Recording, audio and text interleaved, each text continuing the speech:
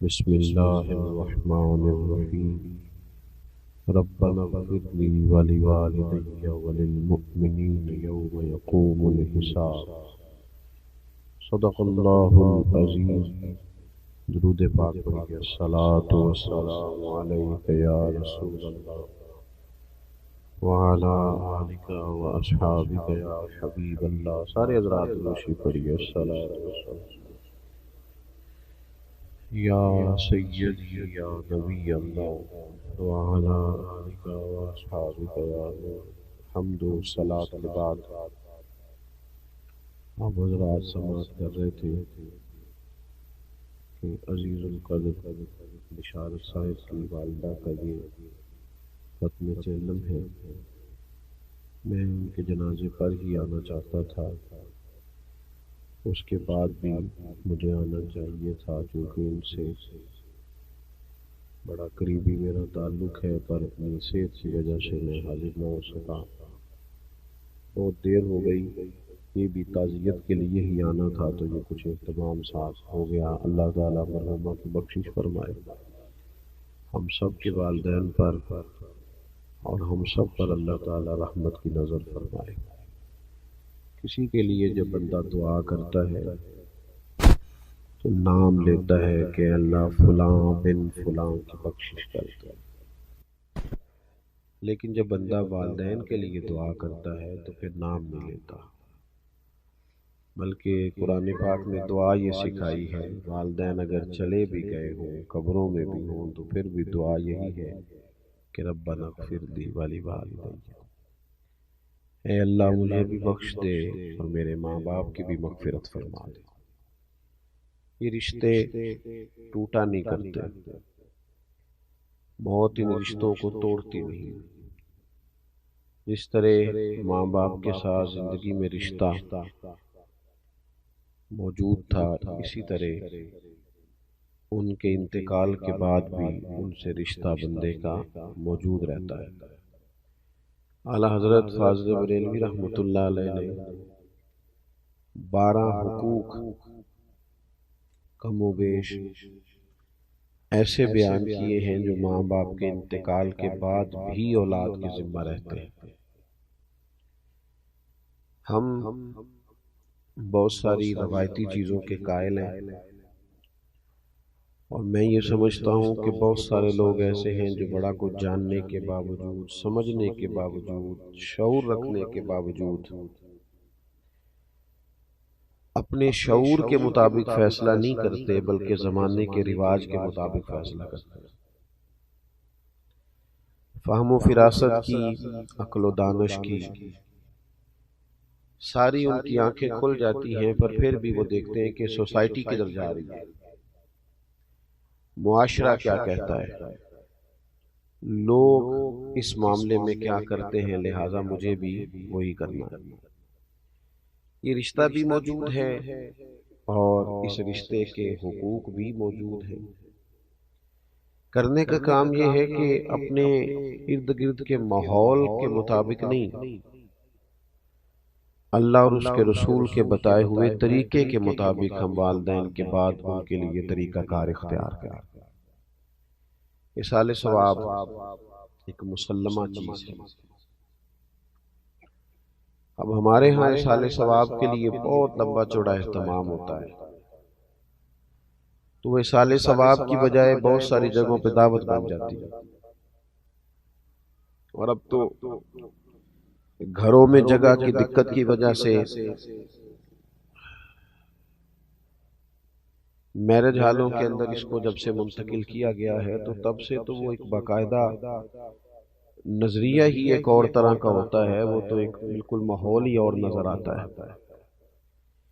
اصالِ ثواب کا مطلب یہ ہے کہ آپ کوئی بھی خیر کا کام کریں جس پر ثواب کی امید کامل ہو اللہ کی بارگاہ سے، پھر وہ ثواب آپ اپنے والدین کے لیے یا کسی بھی جانے والے کے لیے وقف کر دیں، اس کو آپ احسال کر دیں۔ اور نبی پاک علیہ الصلوۃ والسلام کی خوبصورت تعلیمات میں اس کے ہمیں طریقے ملتے ہیں۔ حضرت سعد رضی اللہ تعالیٰ عنہ نے عرض کیا یا رسول اللہ صلی اللہ تعالیٰ علیہ وسلم، میری والدہ کا انتقال ہو گیا ہے، وہ ایک غلام آزاد کرنا چاہتی تھی۔ یا آپ نے کبھی پرندوں کو آزاد ہوتے دیکھا ہے؟ کچھ لوگ پرانے زمانے میں پرندے آزاد کراتے تھے پیسے دے کے۔ کسی نے اگر پرندے پکڑ لیے تو وہ اپنے شوق سے، کہ ان کو، اقبال نے پرندے کی فریاد بھی لکھی ہے نا، آتا ہے یاد مجھ کو گزرا ہوا زمانہ، وہ باغ کی بہاریں، وہ سب کا چہچہانا، پرندہ کہتا ہے۔ اب اس قید کا الہی دکھڑا کسے سناؤں، یہ ڈر ہے کہ فقط میں اس غم سے مر نہ جاؤں۔ قید ظاہر ہے مشکل کام ہے، پرندے لوگ آزاد کراتے تھے، بلکہ بعض لوگ یہ کہتے تھے کہ اگر کوئی قیدی ہو گیا ہے ناجائز مقدمے میں تو پرندے آزاد کرو، اس کی برکت سے اس پر فضل ہوگا۔ بہرحال پرندہ بھی جب آزاد ہوتا ہے تو وہ محسوس کرتا ہے کہ میرے پر کھل گئے ہیں، میں اب دنیا میں لوٹ آیا ہوں۔ غلام قیدی ہوتا ہے، اور ایک روایت میں یہ بھی فرمایا کہ مقروض بھی قیدی ہوتا ہے، جس پر قرض ہوتا ہے وہ قیدی ہوتا ہے،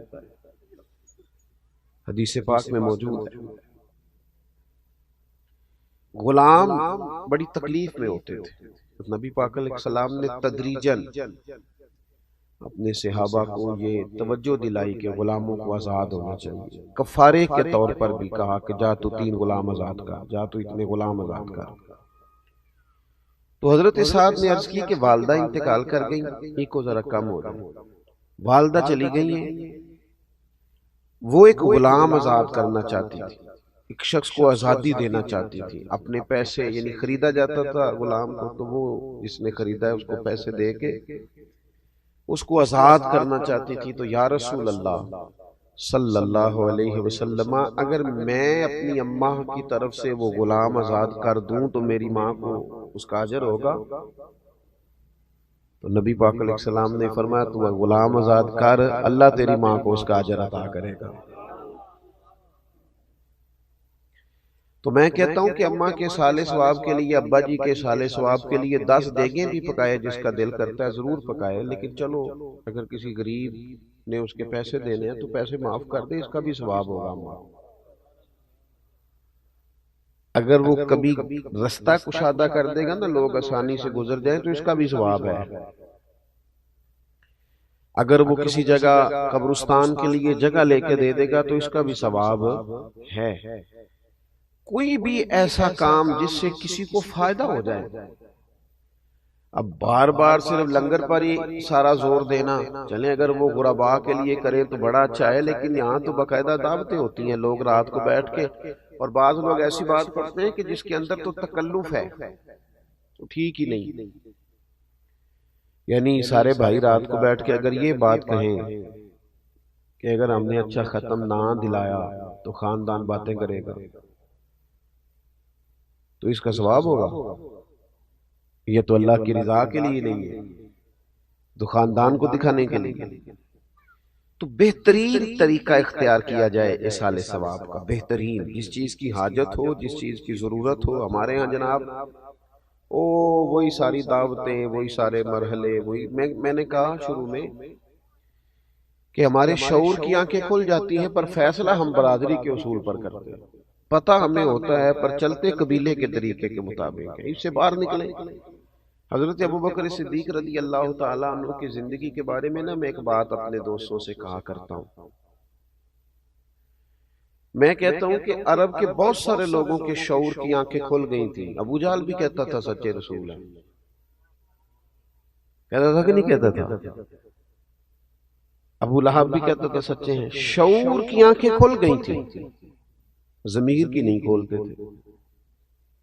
حضرت صدیق اکبر کا کمال یہ ہے کہ شعور کی کھلی تو انہوں نے ضمیر کی بھی فوراً ہی کھولی، فوراً کلمہ پڑھا، ارد گرد کا ماحول نہیں دیکھا۔ ہمارے ہاں تو مصیبت ہے، سیاںہ بیانہ حاجی بندہ، نیک آدمی، وہ شادی بیاہ کے موقع پر اپنے بچوں کو غیر شرعی رسومات سے روک نہیں پاتا، کھڑے ہی نہیں ہوتے اللہ رسول کی رضا کے لیے، اللہ رسول کے لیے سٹینڈ ہی نہیں لیتے، باقی سب جگہ لے لیتے ہیں۔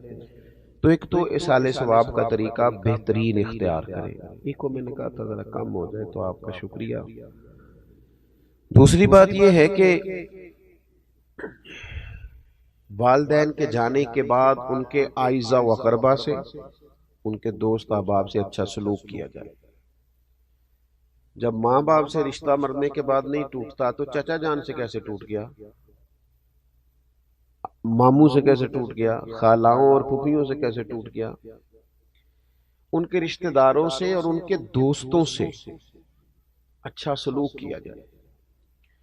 ہمارا یہ مسئلہ بن گیا ہے کہ ہم سمجھتے ہیں کہ ایک بندہ چلا گیا ہے تو اب اس کے پیچھے سارے رشتے رخصت ہو گئے، یہ درست نہیں ہے۔ کوشش کریں کہ ان رشتوں کو لے کے چلیں۔ حضرت ابو بردہ رضی اللہ تعالیٰ عنہ سے حضرت عبداللہ ابن عمر ملنے آئے۔ جناب عبداللہ ابن عمر بڑے مصروف آدمی تھے، صحابہ کرام علیہم رضوان میں سے حج کے سب سے زیادہ مسائل حضرت عبداللہ ابن عمر جانتے تھے، تو ایک بڑی تعداد ان کو ویسے بھی فتویٰ دیتے تھے صحابہ میں سے، اور ان کے گرد ایک بڑی تعداد لوگوں کی رہتی تھی۔ تو حضرت ابو بردہ سے جب وہ ملنے گئے تو وہ بڑے حیران ہوئے کہ آپ ایک مصروف آدمی ہیں، میرے پاس کیسے آ گئے؟ تو فرمانے لگے اس لیے آیا ہوں کہ آپ کے والد میرے والد جناب عمر کے دوست تھے۔ کوئی نہیں سمجھ آئی آپ کو میں نے کیا کہا؟ اپنے یار نو ملن نہیں آیا، اپنی یاری نہیں پگتان آیا، ابا جی دی یاری نبیڑن آیا، والد صاحب کی اس دوستی کو نبھانے آیا۔ آپ کے والد میرے والد کے دوست تھے، اور فرمانے لگے میں نے نبی پاک علیہ السلام سے سنا ہے کہ جو والدین کے انتقال کے بعد قبر میں بھی ان سے اچھا سلوک کرنا چاہے وہ ان کے دوستوں سے اچھا سلوک کرے، ان کے رشتوں کو لے کے چلے، اس تعلق کو نبھائیں۔ ہمارے ہاں لوگوں کا یہ رویہ ہو جاتا ہے کہ میری اماں جی گئی تو میرے ننیال والے گئے، ابا جی گئے تو میرے ددیال والے گئے، ان رشتوں کو نبھایا جائے۔ تیسری بات، بس اسی پر میں نے گفتگو کو ختم کر دینا ہے، وہ ہے دعائے بخشش، دعائے مغفرت۔ صوفیہ کرام فرماتے ہیں یہ جو اللہ تعالیٰ نے ہمیں کہا ہے نا کہ تم مجھ سے دعا کرو تو میں تمہاری دعا پر کسی بندے کی بخشش کر دوں گا، تم دعا مانگو، تو فرماتے ہیں یہ بہت بڑی عزت دی ہے اللہ نے ہمیں۔ کسی جگہ بھی ہر آدمی کی سفارش نہیں سنی جاتی، لیکن مالک کہتا ہے تم مجھ سے کہو میں معاف کر دوں گا۔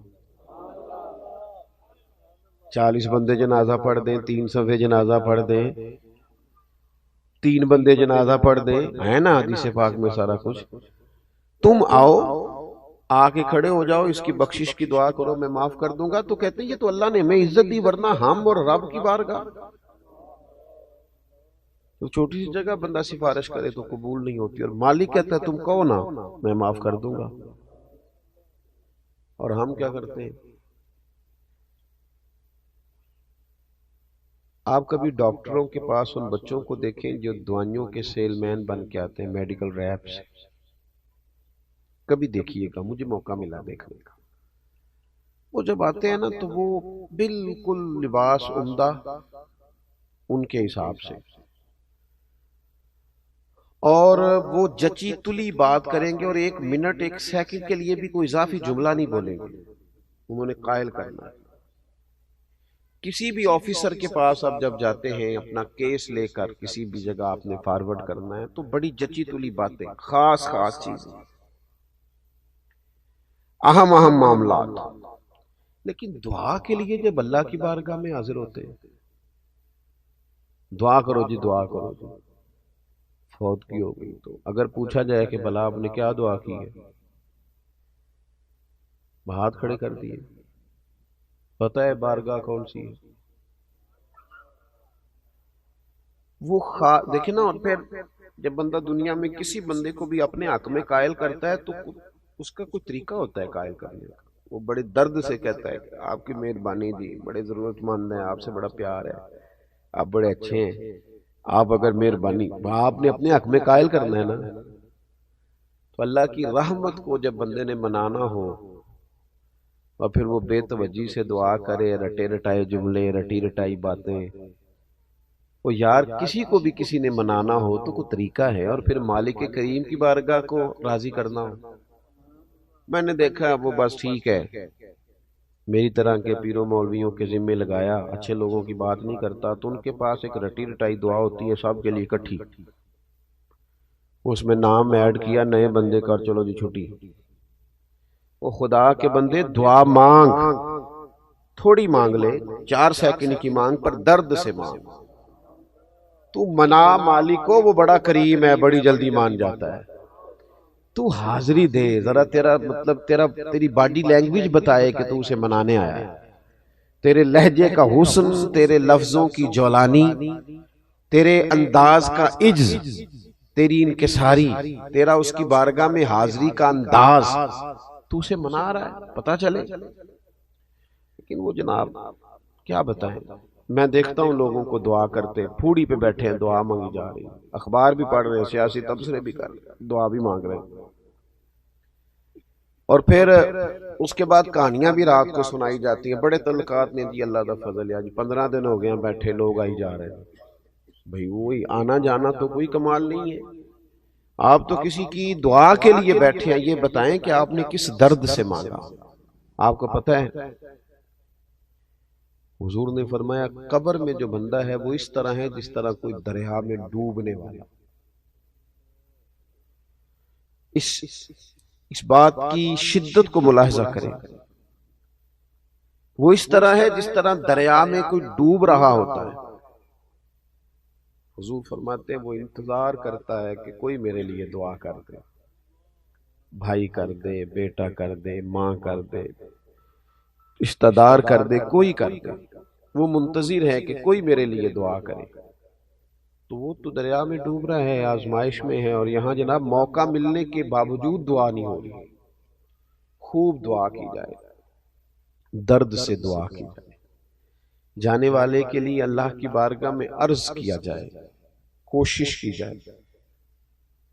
اللہ بڑا مہربان ہے، جب بندے دعا کرتے ہیں تو وہ رحمت فرماتا ہے، اور دعا کی جائے تو وہ ایک بزرگ تھے تو وہ کہا کرتے تھے مجھے دعا مانگنے کا طریقہ میری بیوی نے سکھایا۔ کس نے؟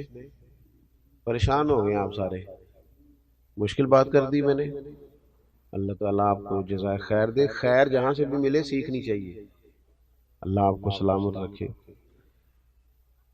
تو بیوی کے بارے میں تو ویسے ہی کہتے رہتے ہیں بہت سارے لوگ کہ تینوں سکھاندی ہے، تو بھئی یہ تو مطلب ویسے ہی ایک بات بڑی پڑھی لکھی ہے اور بڑی ضرب المثل ہے، تو آپ پریشان کیوں ہو گئے؟ وہ اللہ والے تھے تو انہوں نے اس کا اقرار کیا کھل کے، کہنے لگے مجھے دعا مانگنے کا طریقہ میری بیوی نے سکھایا۔ جناب کیسے؟ رب کا بندہ نہ اس کی لو لگی ہوتی ہے، کوئی بھی بات کر رہا ہو تو اس کی کیفیت کہیں اور ہوتی ہے۔ فرمانے لگے کوئی ضرورت تھی گھر میں تو میری اہلیہ نے، میری زوجہ نے مجھے کہا کہ کچھ پیسے چاہیے، گھر کا فلاں کام کرانا ہے۔ میں نے اسے کہا کہ ابھی میرے پاس نہیں ہے، کچھ دنوں میں پیسے آنے ہیں، آ جاتے ہیں تو تمہیں دے دیتا ہوں۔ 2-4 دنوں کے بعد خاتون خانہ نے پھر کہا کہ وہ آپ سے گزارش کی تھی کچھ پیسے چاہیے تھے، گھر کا فلاں فلاں کام، تو میں نے کہا بھی نہیں ہے میرے پاس۔ اب کہ اس نے وقفہ کم کر دیا اور اگلے ہی دن پھر پوچھ لیا کہ جناب وہ گزارش کی تھی پیسے، خواتین بار بار یاد بھی کراتی ہیں۔ کہتے مجھے غصہ آیا تو میں نے جھڑک ڈالا، میں نے کہا تو کیا مجھے ہر وقت پریشان کر دی، کہا ہے نا جب ہوں گے تو دے دوں گا، ڈانٹا میں نے۔ کہتے میں نے ڈانٹا تو وہ سلیقہ مند خاتون میری ڈانٹ سہتی رہی، پھر چپ کر گئی، اور اس نے ایک بات کہی تو مجھے رب سے مانگنے کا طریقہ آ گیا۔ وہ کہنے لگی تھوڑی دیر چپ رہنے کے بعد آپ ہی میرے شوہر ہیں، آپ سے نہ کہوں تو پھر میں کس سے جا کے کہوں۔ کہتے ہیں اس نے بات کہی، وہ چپ کر گئی تو میں رو پڑا۔ مجھے کہنے لگی کیا ہوا؟ میں نے کہا مجھے بھی سمجھ آ گئی ہے، جب میں کہوں گا نا تو ہی میرا رب ہے، تو میں نہ تجھ سے نہ کہوں تو مجھے بتا میں کس سے کہوں، میں کمزور پڑ گیا ہوں، کچھ چیزیں مجھ سے نہیں ڈیل ہو رہی، کچھ معاملات میں مالک میں چاہتے ہوئے بھی کامیاب نہیں ہو پا رہا، نیک نیتی بھی ہے، ارادوں کا وضو بھی ہے، اللہ میں تجھ سے نہ کہوں تو پھر میں کس سے کہوں، اجیب دعوت الداعی اذا دعان، وہ تو فرماتا ہے تو جب بھی دعا کرے گا میں تیری دعا قبول کر لوں گا۔ تو دعا کا رشتہ تھوڑا مضبوط کرے، اپنے جانے والوں کے لیے بالخصوص دعا کرے۔ وہ بھی ہم کسی سے کراتے ہیں، قرآن شریف بھی کسی سے پڑھوا لیتے ہیں، فلانا کام بھی کسی سے کرا۔ ہم نے کیا کیا اپنے ماں باپ کے لیے؟ ہم نے کیا کیا؟ وہ اتنے سپارے فلانا دے دے، اتنے دے لیں، ٹھیک ہے، درست ہے، ناجائز نہیں، پر یہ کہ میں نے کیا کیا اپنے ماں باپ کے لیے؟ تو سارا کوئی دوسروں نے پڑھ کے دیا۔ وہ جو ساری زندگی انہوں نے میرے نام کر دی، جوانی میں بھی کپڑے سادے پہنے، اور جنہوں نے تھوڑا کھانا کھایا اور اولاد کو پالا، تو ہم نے کیا دیا ان کو؟ تو اگر دعا بھی مضبوط نہیں ہو سکتی تو پھر پیچھے بچا کیا؟ تو یہ تین باتیں میں نے آپ کی خدمت میں عرض کی ہیں، امید ہے کہ آپ اس پر توجہ فرمائیں گے۔ ایک تو یہ کہ سال ثواب کا اچھا اور عمدہ طریقہ اختیار کریں، اچھا اور عمدہ۔ چند دن پہلے میرے پاس ایک صاحب آئے تھے، انہوں نے کہا 5 بھائی ہیں، میں جانتا تھا تو وہ باہر سے آئے تھے اپنے والد کے انتقال پر، تو جب میں نے ان کا انداز دیکھا تو میں نے ان سے کہا کہ کہنے لگے میں کچھ کرنا چاہتا ہوں وصال ثواب۔ تو میں نے کہا آپ کے تو 2 بھائی بڑے کمزور ہیں، بہت غریب ہیں، زیادہ ہی سگے بھائی۔ کہنے لگے ایسے ہی ہے۔ میں نے کہا آپ نا ان کے ساتھ ہی نیکی کر دیں، اللہ بھی خوش ہو جائے گا، ماں باپ بھی خوش ہو جائیں گے۔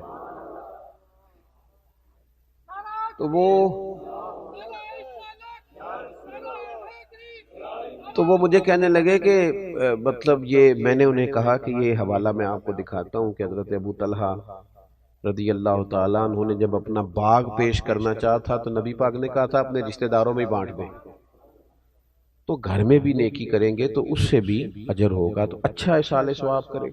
اور دوسرا، والدین کے جو رشتے ہیں، جو ان کی دوستیاں ہیں، ان کو نبھانے کی کوشش کریں۔ تیسرا، دعا ذرا ذوق والی، ذرا درد والی، ذرا مزے والی۔ میں تو کہتا ہوں ہر کام میں لطف لے کے نا، ہمارے ہاں محفلیں ہوتی ہیں، جلسے ہوتے ہیں، کچھ بھی، جب تک آپ اس میں پورے ذوق میں نہیں نا، پورے لطف میں نہیں، وہ بھی نا، دین کی چیزیں بھی بعض اوقات دنیا محسوس ہوتی، وہ جب تک آپ پر طاری ہوگی تو آپ کو مزہ دے گی، روحانی طور پر مضبوطی آئے گی۔ اللہ کی بارگاہ میں دعا ہے اللہ مرحومہ کی بخشش فرمائے، ہمارے حال پہ رحم فرمائے۔ قاری فیاض صاحب ختم۔ الحمدللہ رب العالمین والصلاة والسلام علی سید الانبیاء والمرسلین۔ ربنا آتنا فی الدنیا حسنۃ وفی الآخرۃ حسنۃ وقنا عذاب النار۔ مالک کریم، جو کلمات خیر اصال ثواب کی نیت سے پڑھے گئے ہیں اپنی بارگاہ رحمت میں قبول فرما۔ اس تمام کا اجر و ثواب نبی اکرم نور مجسم شفیع معظم صلی اللہ تعالی علیہ وسلم کی بارگاہ عالی مرتبت میں ہدیتاً تحفتاً نذرانتاً پیش کرتے ہیں، اپنے فضل و کرم سے قبول فرما۔ حضور سید عالم علیہ السلام کا وسیلہ پاک تمام انبیاء کرام علیہم السلام، صحابہ کرام علیہم رضوان، اہل بیت اطہار علیہم رضوان، تابعین، تبع تابعین، علماء، محدثین، مفسرین، ائمہ مجتہدین، سلاسل طریقت کے تمام بزرگان دین کی بارگاہوں میں پیش ہے، اللہ قبول فرما۔ ہم جتنے یہاں حاضر ہوئے ہیں، ہمارے خیش و اقارب، چھوٹے بڑے بوڑھے، جو لوگ دنیا سے چلے گئے، مالک سب کی بخشش و مغفرت فرما۔ ہمارے بھائی بشارت صاحب کی والدہ مرحومہ تیری بندی تیری بارگاہ میں پہنچ گئی، اللہ ان کے ساتھ رحمت والا سلوک فرما، فضل والا سلوک فرما، درگزر والا فیصلہ فرما۔ اس تمام کا ثواب ان کی روح کو پیش کرتے ہیں، مالک اپنے فضل سے قبول فرما، ان کی آخرت کی منازل کو آسان فرما۔ انسان ہونے کے ناطے جہاں جہاں بھول گئیں، اپنے فضل سے انہیں معاف فرما دے۔ دامیں درمیں قدمیں سخنیں چھوٹی بڑی، جتنی نیکی انہوں نے زندگی میں کی ہے وہ ساری نیکیاں قبول فرما لے، ان کی چھوٹی نیکیاں بڑی کر کے ان کے لیے ذخیرہ آخرت بنا دے۔ اے اللہ ان کی اولاد کو، ان کے پسماندگان کو صبر جمیل بھی عطا فرما، اور زیادہ سے زیادہ احصال ثواب اور دعائے مغفرت کی توفیق بھی عطا فرما۔ مرحومہ جب قبر سے نکلیں تو نامہ اعمال سیدھے ہاتھ میں عطا فرمانا، اپنے نیک اور پاکیزہ بندوں کی جماعت میں انہیں شامل فرمانا، نبی کریم علیہ السلام کی شفاعت انہیں عطا کرنا، حضور علیہ السلام کے جھنڈے کے نیچے جگہ نصیب فرمانا۔ جتنے بھی کلمات خیر اب مزید احصال ثواب بتایا گیا ہے، مالک وہ بھی درجہ بدرجہ پیش کرتے ہیں، قبول فرما لے، مرحومہ کو اس کا بہترین اجر عطا فرما دے۔ اے اللہ صبح قیامت ان کو اپنے عرش کا سایہ نصیب فرما، حضور علیہ السلام کی شفاعت عطا فرما، دوزخ کی گرمیوں سے محفوظ فرما، جنت کی اعلیٰ نعمتوں کا وارث بنا۔ ہم نے جتنی دعائیں ان کے لیے مانگی ہیں وہ ساری ان کے حق میں قبول فرما، جو ہم نہیں مانگ سکے اور ان کے لیے بہتر ہے تو اپنے فضل سے انہیں عطا فرما۔ امت کی خیر فرما، عالم اسلام کی خیر فرما، پاکستان کی خیر فرما۔ کائنات کے مالک امت کو غیرت ایمانی اور جذبہ جہاد عطا فرما، شوق شہادت نصیب فرما، ہمارے شعور کو دین کی خوبصورتی نصیب فرما۔ اے اللہ وہ زندگی نصیب فرما جس سے تو راضی ہوتا ہے اور تیرے محبوب علیہ الصلوۃ والسلام راضی ہوتے ہیں۔ دنیا اور آخرت میں ہماری پردہ پوشی فرما، میرے عزیزوں کو، بھائیوں کو، صاحب خانہ کو برکات عطا فرما، دنیا اور آخرت میں سعادت مندیاں نصیب فرما، رحمتوں کے گہرے اور گھنے سائے نصیب فرما۔ اللہم انا نسألک العفو والعافیۃ فی الدین والدنیا والآخرہ۔ اللہ تعالیٰ ان کی پھپھو جان بیمار ہیں، انہیں شفا عطا فرما دے، صحت اور عافیت نصیب فرما دے، تمام بیماروں کو شفا دے، تمام کی مشکلات آسان فرما دے۔ رب اغفر وارحم وانت خیر الراحمین، وصلی اللہ تعالی علی حبیبہ سیدنا و مولانا محمد۔